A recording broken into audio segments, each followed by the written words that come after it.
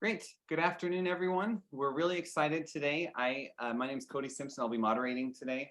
The presentation is Illuminating the Invisible Using Storytelling to Address Challenges to Equity in Digital.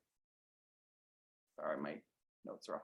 I think it's just in digital learning. I was like, you're there. Digital, so close, but not quite. So anyway, I'd like to introduce our two presenters. We have Maddie Shellgren here from OLC and Angela Gunder, also from OLC. And so with that, I'll go ahead and pass it over to both of you. Hi, welcome everyone. So a few things here is I'm gonna do the forewarning. I needed to be outdoors today, and this is the perfect conference to address that. I'm going to drop the link to our presentation space. And Maddie, just so you know, you broke up a little bit. So if you wanted, I am going to do that slide location. Yeah, so I can kick us off, and then once you come back, we'll welcome you. I know what Maddie's preamble was that broke up because we do tend to work together on so many things and work quite collaboratively. And it's one of these sort of teaching moments as well, where anytime that we have the ability to support people to participate and engage where they need to engage from, not just where they have to, we want to help them out and do that within our teaching and learning context. And what Maddie was saying was that today was one of those days. It's been a tough day. We had our big OLC conference on site last week, which some of you that are here attended. And it's a lot of work that we do for over a year. And she said, you know what, I want to join this presentation from outside and be able to enjoy the sunshine and the birds that are chirping in the background while I talk about one of Maddie's favorite topics of storytelling. And the internet is not cooperating, so she is currently off camera and on the move to find a location where she can join up. I think she's here where things are more stable. That's correct. Still nearly outdoors, but not quite. I can see the outside now. I can nearly touch the sun. But yes, thank you for that. No apologies, but it's the perfect space to highlight that and just recognize I really needed to be outdoors today. This is a welcoming community, and we're remote, right? So it's the affordances, unique affordances of being online. But I did go ahead and drop into the chat to link to our presentation space. So I'll do that one more time, and we might drop that throughout the session. I'm going to go ahead and screen share nevertheless. And it's one of my favorite things, as well as Angela's, about spaces and gatherings of this sort, is that we're going to model a few things. So this document that we'll see here, and you can see on screen now, and thanks to those who are already joining us in the chat, it is a collaborative space. And if you've been in shared virtual space with Angela or I, you've undoubtedly probably seen something similar to this. There's also a bit.ly there, so if you'd rather scan, feel free. And again, please shout us out in the chat if you still need that link. We'll continue to drop it in there, whether it be Angela or myself. But we're going to welcome you into this document in a few ways. So genuinely joining us here, but also in the chat, you'll see that we have some shared working space. But every tool that you have available to you, this is edit access. So if you want to +1 something, please feel free to add comments, whether that be to something we wrote or to something that someone else contributes here today. But it's a collaborative space, and we will be doing some shared reflective activities and some dialogue here today. So we're welcoming you into the document in that way. I'm genuinely dynamically engaging with our content here today. Thanks to Cody for introducing. My name is Madeline Shellgren. We're going to do brief introductions here. So I'll introduce myself a little bit more specifically, and then I'll tag Angela to do the same. And then we'll dive into the first of 3 lightning talks that we're going to give today. But my name is Madeline Shellgren. I'm OLC's Director of Community Strategy and Engagement. And very much a huge lover of storytelling. Angela is the same, so I'll tag Angela in, but that's the primary anchor for today. And what we're going to talk about today is how to leverage storytelling to help to address and continue to make more equitable learning environments. So Angela, tag over to you for a brief introduction. I'm Dr. Angela Gunder. You can call me Angela. My pronouns are she, her, and I am the Chief Academic Officer for the Online Learning Consortium, which means I get to support 7 different functional areas within the organization, which include community engagement, global events, research, strategic partnerships, grants, quality assurance, professional learning, I don't know, and research. Did I say research already? I think that that's 7. I didn't miss any children today, which is an ongoing joke that we have. And just as Maddie says, storytelling is not only one of my favorite things to talk about, it is one of the most powerful tools that we have in order to advance equity within our work, and within our the context of our work, supporting learning quite broadly, including how we are learning from each other in this moment in time. So this document and the space that we're working within is not just for us in this moment or for you watching back this recording, but is meant to be shared. All of our ideas are meant to be extended and amplified. And I just want to honor all of the expertise in this room as well, and in any of the rooms that are engaging in the work that we're going to do today, talking about the power of storytelling and how it has been impactful for Maddie and myself in the work that we're doing for OLC and in partnership and in collaboration with all of you. So with that, I'm going to turn it back to Maddie to get us going. Thanks, Angela. So we have an agenda. I'll just briefly go over this. We're going to spend about 10 minutes talking about the power of storytelling, as well as an activity. Then we're going to advance into the second of a lightning talk, which is really going to be about how we can then leverage storytelling to advance equity, and then bringing that back around to a little bit of a case study analysis where we're going to introduce you all to, or at least some of you are actually familiar with this already, but to a framework and some other artifacts along the way. This document, as I said, will serve as a resource, but also our collaborative space. And so we'll continue to share that, but things are linked right through here. So hopefully this is a one-stop shop for asynchronous work into the future with us as well. We do have some session outcomes. I won't belabor those here because they were in our abstract as well. But very much, I'll keep them here, that we're going to try our best to meet these outcomes and invite you all into that work as well. Huge extension, Angela did mention this before, but if you are joining via mobile, can't hop on mic or video, you name it, we're just really appreciative that you're here. And so throughout today, if this Google document is not a space where you feel like you can directly collaborate, please feel free to use the Zoom chat as well. Or hop on mic any and every way. We can also capture some things that way on your behalf as well. But we're just really grateful that you're here with us and chose to spend your time here today with us, regardless of where you're joining us from around the world. So stories. I'm not necessarily a big fan of reading in general, but there are some quotes here that I, as a scholar of storytelling, do use and frequently do cite. So some of my favorite pieces to start with as anchors when thinking about storytelling. But for Angela and I, and for those of us at the OLC that are really entrenched in storytelling work as scholarship, as theory, as pedagogy, storytelling is tremendously powerful. And so we're starting off with this because stories are, and I'll start with this quote, and because I truly do believe it, right? We are the stories that we tell, right? That's really all we are. Whether it be the dissertation I'm working on, my abstract, my bio, how I introduce myself, those are all stories. One of the things that I think is important to sort of step back as well is that not everyone calls themselves a storyteller. Not everyone is comfortable with the idea of stories. Not everyone sees stories as scholarship, or even legitimate within the academic space, but we do. We recognize that there's tremendous sociocultural, historical power that comes with stories. And so that's really what we want to start off with. There are a couple quotes, as I said, that I won't necessarily read them in full, but I'll read aspects of them because it'll help you get a sense of at least my personal approach to story. I'll tag Angela in as well to bring some of her perspective in. But when we think about what stories can help us do, this Sarah Ahmed quote is one for queer phenomenology that I always like to start off with because it really helps us think about being oriented. And this text, highly recommend it. It will even talk about how we are oriented to a table and how we sit at a table, which I know is probably deep theory for some of us, but I swear it's a good book.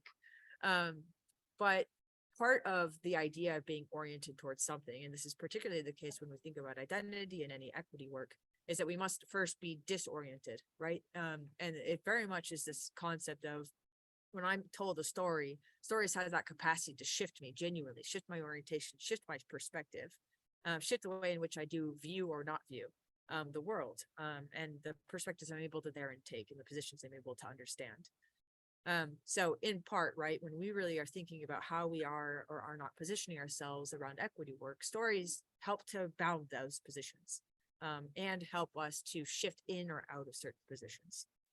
I can also go to, and Thomas King is one of my personal favorite storytellers. But I truly do believe in this, the way he ends this quote. He's referencing a Nigerian storyteller, Ben Okri, but thank you, Angela. I'm not sure what was there. But The fun of a live document. You fun of a can live just, document. I love it. But truly, right, we are living the stories, and I'll read this part because it's genuinely one of my favorite quotes about storytelling. But one way or another, we are living the stories planted in us early or along the way. Right, we're also living the stories we planted, knowingly or unknowingly, in ourselves. So we live either, or the stories we live either give our lives meaning or negate it with meaninglessness. And this one is something that I just find so compelling, right? If we change the stories we live by, quite possibly we change our lives. And it's not to say, right, that stories can change everything, but they certainly help to redirect narratives.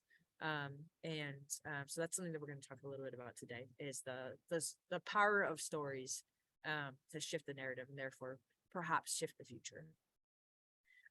There is this one really critical quote, and I'll pause here after this one and then tag you and Angela as well, just for pretext before we move into the activity. But I'm going to really encourage us to think about the stories that we tell. And that's going to be really resonant for our session today. And Malia Powell is also one of my favorite storytellers, but she's quoting Mama Day and asks, right, if Mama Day claims that we are the stories we tell, then who are we genuinely here, us 20 in this room in online learning and higher education or K-12 plus? And more specifically, who are we here at this conference? What are we doing? What are the stories we're telling about our work? What are we not telling? Who's part of those stories? Who's not part of those stories? And so we're going to invite you into some of that criticality here today, and think about the narratives that we do or don't actually spin and drive forward and across our field about our work. So Angela, I'm going to tag you for any other context before we dive into the activity. yeah, I don't want to take too long because I'd love for us to begin our reflection. But the one thing that I want to add, and plus one, that all that Maddie is sharing, is that we're in a unique place working in digital learning environments, and particularly the affordances that exist within those environments. And a lot of my work, my research, and my scholarship within storytelling talks about some of the harmful binaries that exist where we privilege certain modalities and certain types of stories.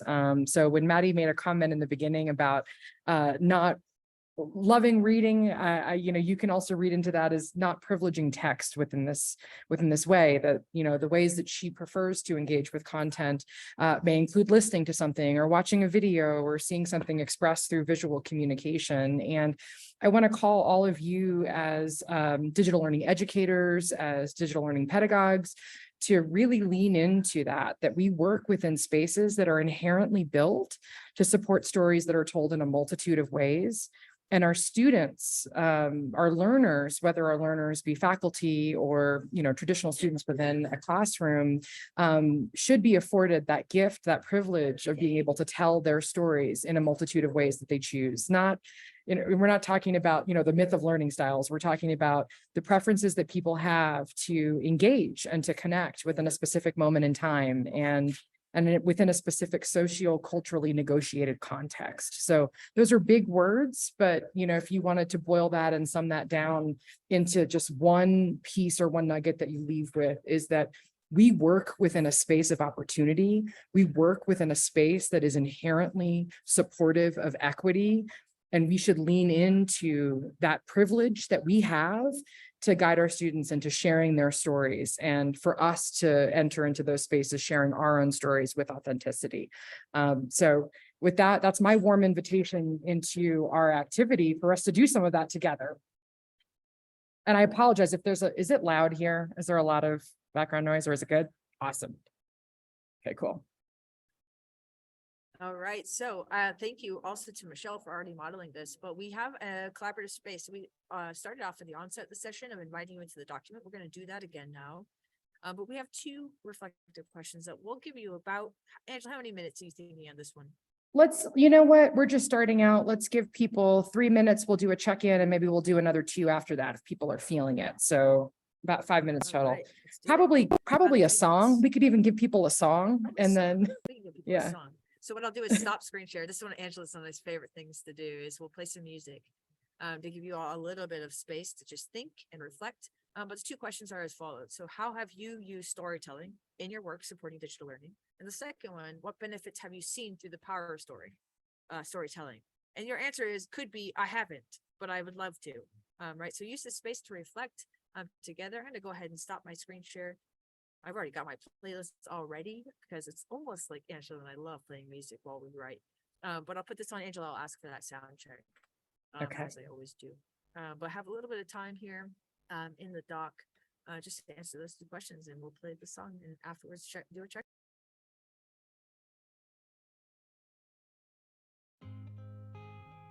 Perfect.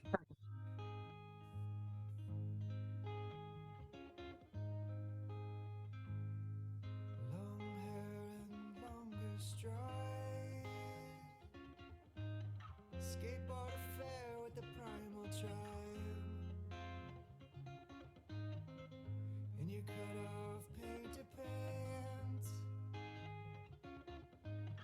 charging down the craggy mountains with our thrift store friends. And who you find so in love with the fallen earth? Oh, you wake in the middle of the fallen night with the summer playing coy. And in the attics of the city night, we talked Corso and the MC5, and you could dance like we were all alright. And oh, you wild ones, give you something and never want it back. Oh, the riot and the rush of the warm night air. Only the wild ones are the ones you can never catch. Stars are all now, no place to go but everywhere.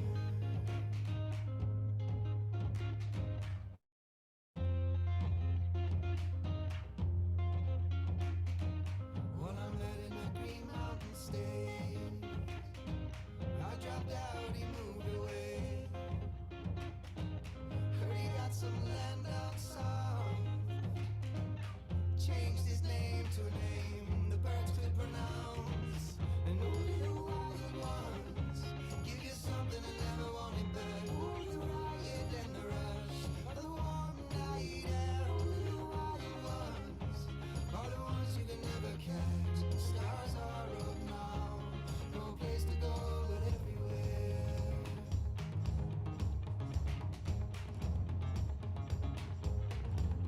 No place to go but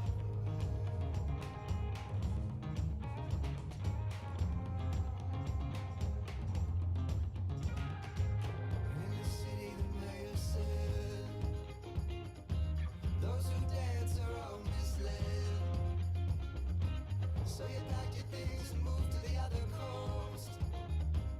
Said you're gonna be like Charlie Rose. And only the wild ones give you something and never want it back. Oh, the riot and the rush. All right. Angela, we have about a minute left of this song. Should we write it out? I think so. Let's give it, yeah, let's just write it out.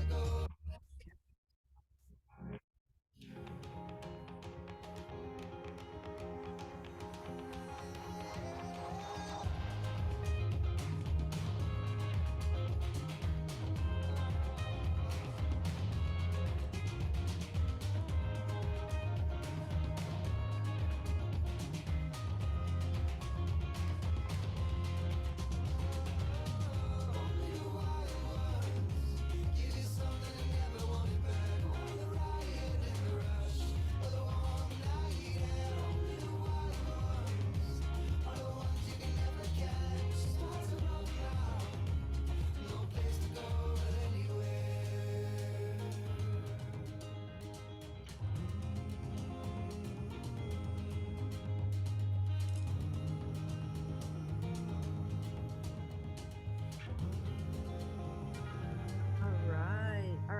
that, I'm gonna go ahead and re-screen share Angela. I'm gonna tag in Angela over here for any synthesis you might want to do, but also moving us into the second part of our presentation here. Yeah, I think that the takeaways from your comments, which I see plenty of folks that are using the components of storytelling, some are actively including storytelling in your curriculum, and some are teaching storytelling that are here, that the glue that's holding all of this together is something that Maddie and I have been doing research, been writing about, have been talking about over the past several years. And that story is pedagogy. And really, more specifically, it's what we refer to, since we work in digital learning environments, as narrative digital learning practices, NDLP. And when we talk about these practices, quite often they're embedded in the work that we're doing already, just as educators, but we don't always call them out. We don't always reference them. And most importantly, we don't lean into the affordances that they provide for our learners, not only in completing the work of a class, but also in their everyday lives, going into the workforce, becoming global citizens. These narrative digital learning practices are woven into that work as well. And it's our honor and our duty to have our learners engage with them. So the strict definition of it, or how we define it, how we define narrative digital learning practices, is as the intentional use of storytelling techniques to inform and enhance the student experience within digital learning environments. And the reason that we lean into them is because we know that they increase student engagement, and they help to allow our students to meet the outcomes and the goals for instruction. And in a lot of the spaces within which we work, these narrative digital learning practices are used to support such processes and tasks that we have on a regular day basis. So it could be anything from course mapping, rethinking how you intentionally organize your curriculum in a way where students are moving through a narrative. They're moving through almost like that book that you can't put down. Like, you really need to go to sleep because you have an early meeting, but you want to read just one more chapter. What does it mean to think about your curriculum in that way, or a module within your course in that way, where you don't want to step away and leave because you're so engaged? It also includes just the actual practice of digital storytelling, which has become, quite common in the work that we do, but also includes adapted and differentiated learning, scenario-based and case-based learning. One of the areas where Maddie and I lean to quite a bit is gameful learning. So Maddie is an expert. I've sort of sat at her feet and have built many escape rooms from the work that she does, building educational escape rooms. And you are seeing more and more about these gameful learning spaces and gamification that are all built around the power of story. And then last but not least, even thinking through our assessment practices and the work that we do to look at quality within the online teaching and learning offerings. So even something like universal design for learning principles, when you're applying UDL principles, you're thinking about your audience and the people that are within a learning environment, and making sure that you're tailoring all aspects of the communication and the learning to their preferences and their needs. And that's all rooted around story. Knowing your audience and being able to impart and communicate a message. So these narrative digital learning practices are ones that we lean in on and we talk to folks a lot about, but mostly to remind them that quite often, just in the good quality teaching and learning that they're doing within digital spaces, they're already leveraging a lot of these. It's not something new that needs to be added. It's just, applying some intentionality around their application. And what I wanted to do was just very, very briefly talk about two different use cases. One is part of a network of associations, of which OLC is one of 12. And we're a group called Every Learner Everywhere. We're supported by the Bill and Melinda Gates Foundation.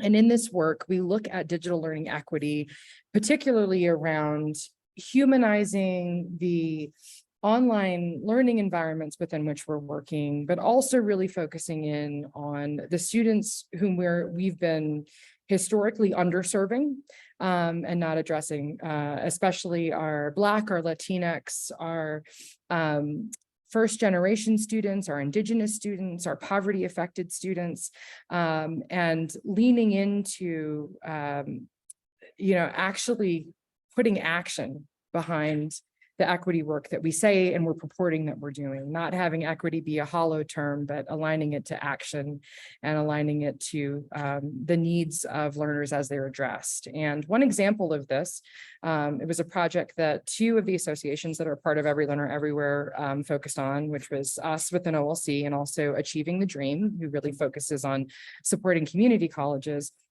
We were asked to create a playbook, and this playbook was focused on caring for students, but it was looking at student care holistically, not just what faculty do to support students within a classroom, but how does the whole institution, how does the foundation and the framework of the institution be structured and built such that students are prioritized and centered in everything that they do and everything that we do to support them. So rather than just build a rote map or a blueprint of like, hey, you go through this checklist and boom, now you have equitable teaching and learning environments for all of your students. We took a huge step back and we said, what are recommendations that we can give to our faculty, our staff, our administrators, our advocates, our allies, even the students themselves, to say, these are the things that need to be centered within our digital learning environments in order to make sure that everybody can equitably move through the course and be successful. But we decided to shift the lens rather than have it just be, us who work in the space that know and do research around what works and what doesn't, to have the playbook really voiced by the students. So within each of the recommendations and the sub-recommendations and the resources that are there within the playbook, you also have the voices of the students who, have literally said, if this particular faculty member didn't include this practice in my class, I probably would not have finished my degree. Or this changed my entire outlook on what the learning environment could be, and particularly what online learning and what digital learning could be. So we owe it to each other to hear the plurality of voices and perspectives on why the work that we do matters, and storytelling is an engine for us doing that. The second example, which I'm not going to go into too deeply because the third part of this presentation, Maddie's actually going to dig into it quite a bit, but I want to reference this website called OLC Global.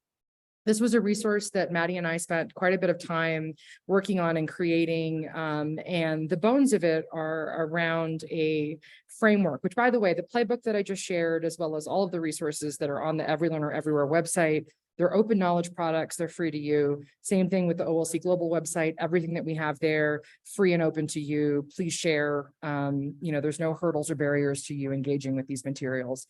OLC Global, the website was formed based on a framework that we were working on that is a storytelling framework. You're actually going to learn a little bit more about it in a second. And we built it as a way to hinge the curriculum that we were developing for our Institute of Online Leadership, but the global version of it. And I left out an E in there for folks that know about IELOL. I left out the emerging piece because it's a little bit tricky sometimes. I feel like we're all called to leadership, and there's not a moment where it's like, boom, you're a leader, like you've emerged from the pool or something like that. So I push back on taxonomy and words all the time too. But the framework was really set up for us to honor the work that we're doing in both local and global settings around advancing digital learning, and how working in silos, working only within our institutions or only within our departments or even only within our regions does not give us the full context for how we can answer some of these ubiquitous questions that we still keep on kicking around. I would say, arguably for many of you, if you go back to the beginning of your career in education and you look to where you are now, some of the things that we're still trying to figure out collectively, they still exist, they're still the same. And in the work that Maddie and I are doing around bringing together cohorts of digital learning leaders from around the world, we said, wouldn't it be a good way for us to work to have these folks lean into storytelling, and particularly lean into stories through the larger lens or the larger metaphorical lens of how do we just create good in the world, period. And we chose to use the United Nations Sustainable Development Goals, or the UN SDGs, as a way to hinge that metaphor so that people could lean into, I'm not only impacting this particular student on this particular subject in a moment in time, but I'm changing lives And I'm changing the world on a broad scale. And every time we say that, we always have to say, we're not trying to be hyperbolic. We truly believe that everything that we do and that you do is actively changing the world. And the way that we add intentionality to that is aligning it to storytelling. So with that, I'm going to stop blabbering at you. Clearly, I'm passionate about this topic and could talk for a lot longer. But I'd love for you to join. It looks like we're on the bottom of page 7 right now, the way that the document falls. We have 2 more questions for you. We'll play another song.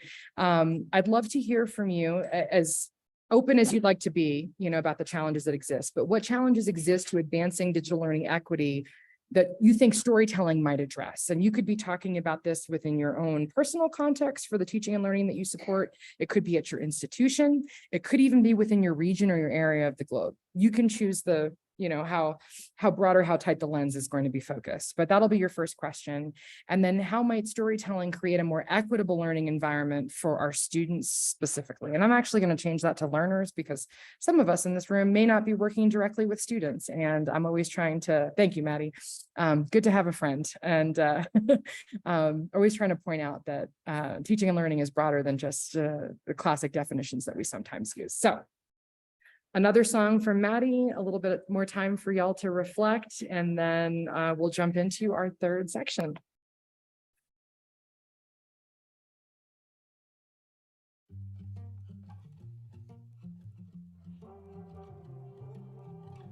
Can you hear the raindrops dancing on the roof of your car? Even when the rain stops, you can still dance in my arms. We were so young when we met, just kids. Weren't supposed to fall in love so quick, but we did. Lost in the moment, maybe we slowed it down. Still can't get over how I feel when you're around.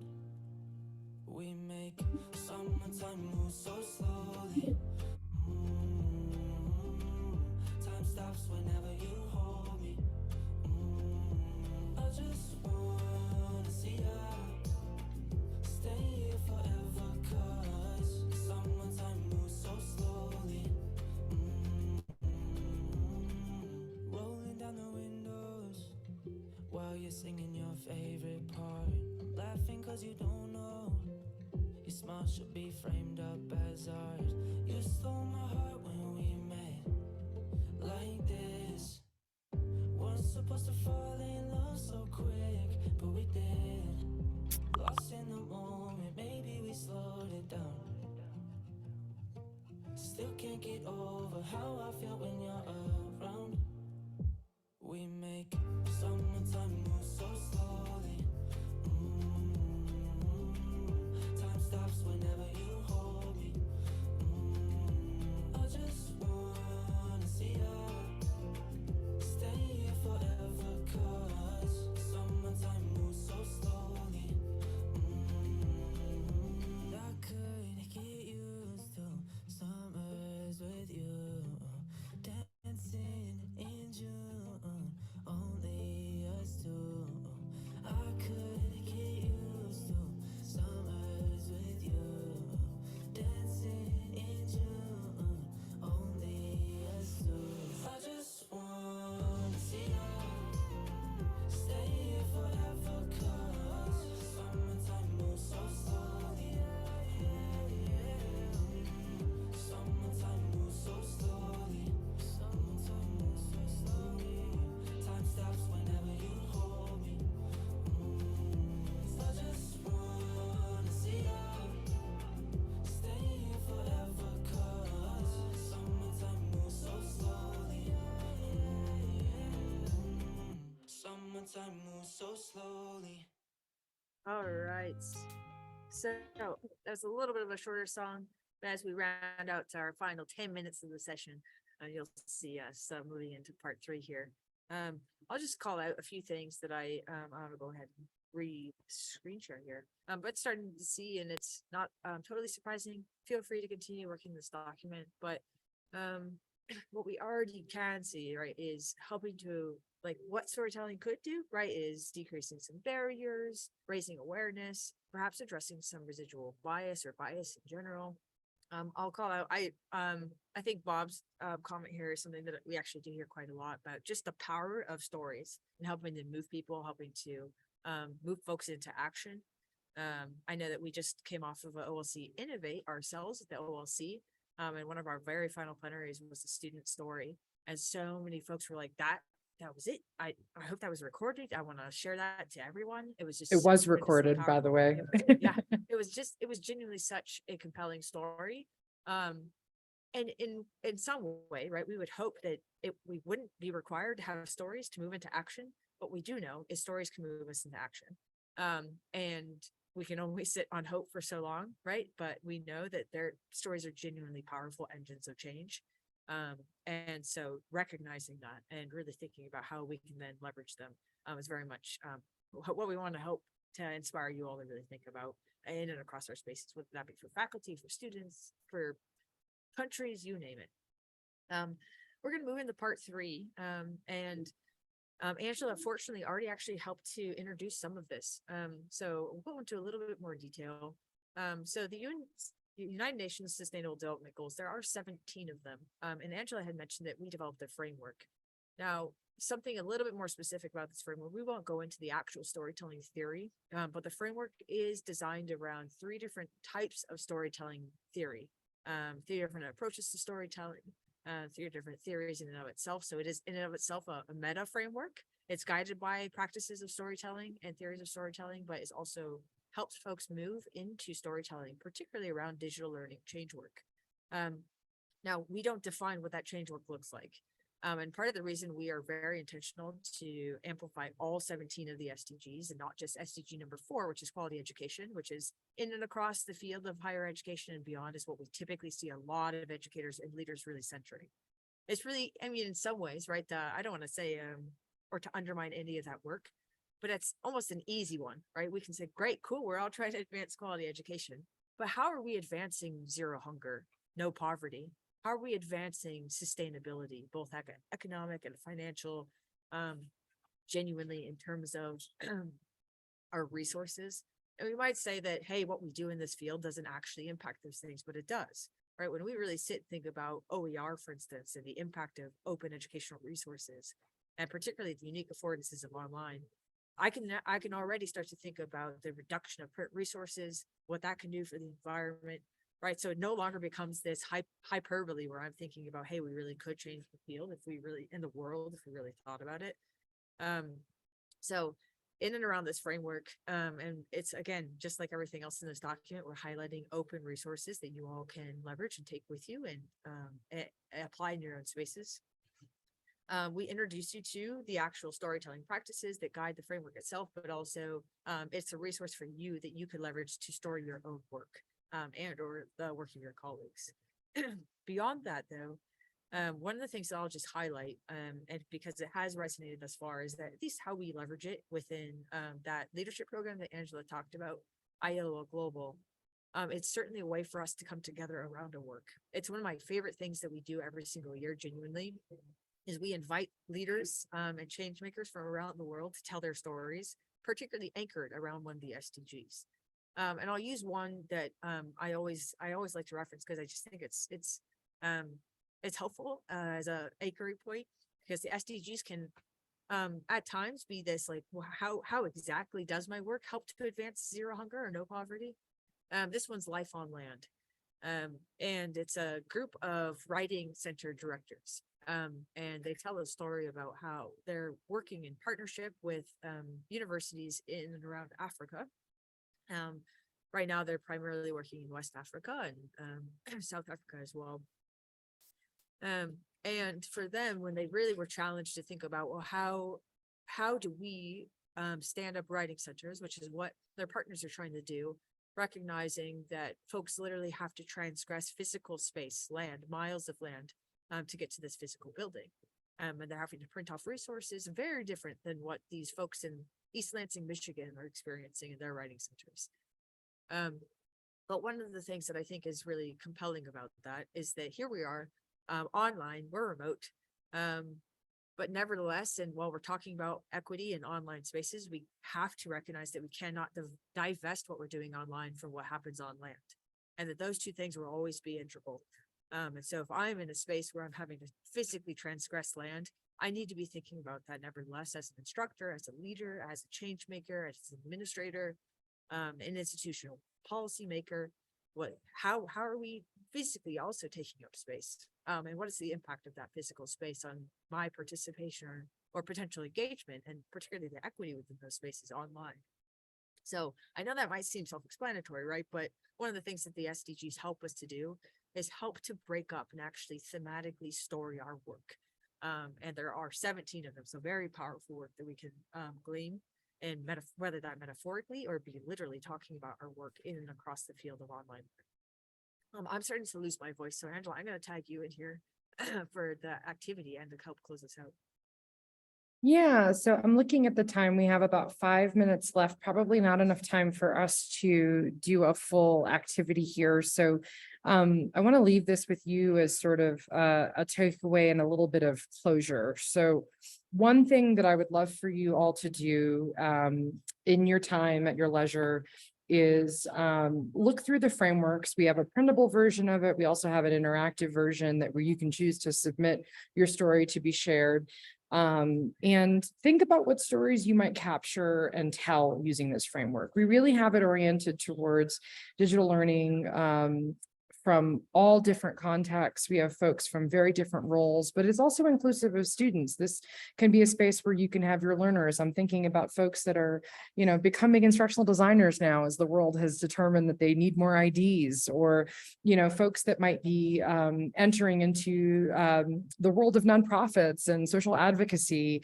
How can they think through what these digital spaces can mean for us to stay connected and stay engaged with each other and further our understanding? So we'd love to hear more about what stories you might capture.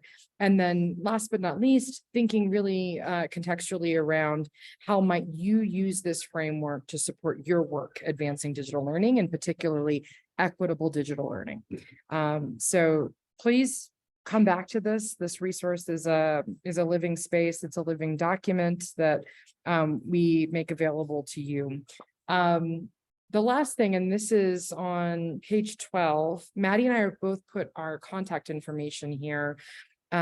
We always mean for these presentations when we do this, and this is way more talking than we usually like to do, and you notice that we didn't even talk the whole time. We had you guys writing and sharing, but we're very interested in hearing about the work that you're doing and about the ways that we can help. The OLC as a nonprofit is dedicated to advancing online blended and digital learning, and we work in partnership with folks all over the globe. So if you have big questions and challenges about how you might better support equity within the environments within which you teach, please reach out to us. We have an amazing team.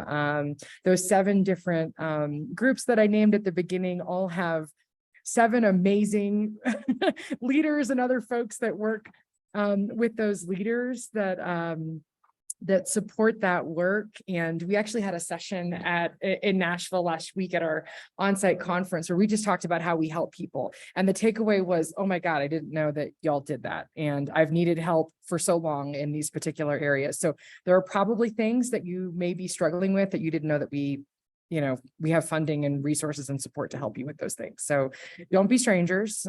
Come to us with your weird and crazy requests that you think nobody can help you with, because we probably can. And if we can't, we probably know people who can help as well. So we are using this as our warm invitation into what's to come. And just want to thank you for the time today. And big thanks to Maddie, who has been working off half a voice for 2 weeks now and made magic. So really appreciate you, friend. And I'm going to turn it back to Cody. Thank you for not only being our moderator, but Sherpaing us through this time and being such a great host today. So thanks all. Oh, thank you so much, Angela, Maddie, that was amazing. And thanks so much for the documents and resources that we'll be able to refer to afterwards. That's awesome. So thank you everyone that joined us today. I hope everyone has a great rest of the conference. So thank you so much. Take care, everybody. Bye all.